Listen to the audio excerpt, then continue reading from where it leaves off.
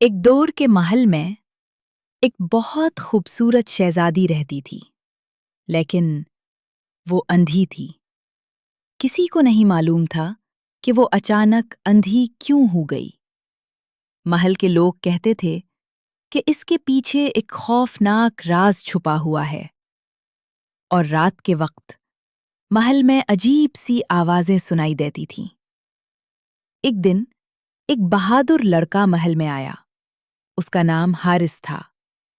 وہ اس راز کو جاننا چاہتا تھا۔ جب حارث شہزادی کے کمرے میں پہنچا تو اس نے دیکھا شہزادی خاموش کھڑی ہے۔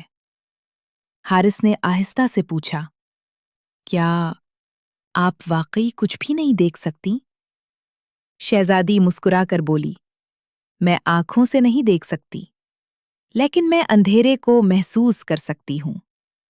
پھر شہزادی نے آہستہ سے کہا، ہر رات ایک سایہ اس محل میں آتا ہے، اور وہی میری آنکھوں کی روشنی لے گیا ہے۔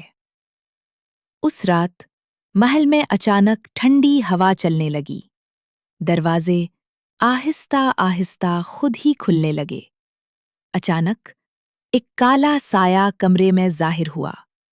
حارث نے دیکھا وہ سایہ شہزادی کی طرف بڑھ رہا ہے۔ حارث نے ڈرتے ہوئے پوچھا، یہ کون ہے؟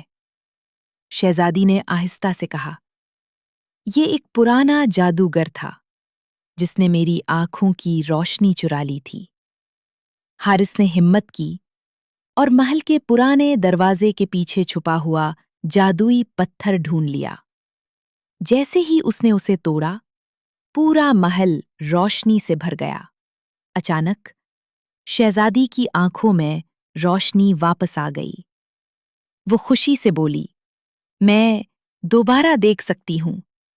اور اس طرح اندھی شہزادی کا خوفناک راز ہمیشہ کے لیے ختم ہو گیا۔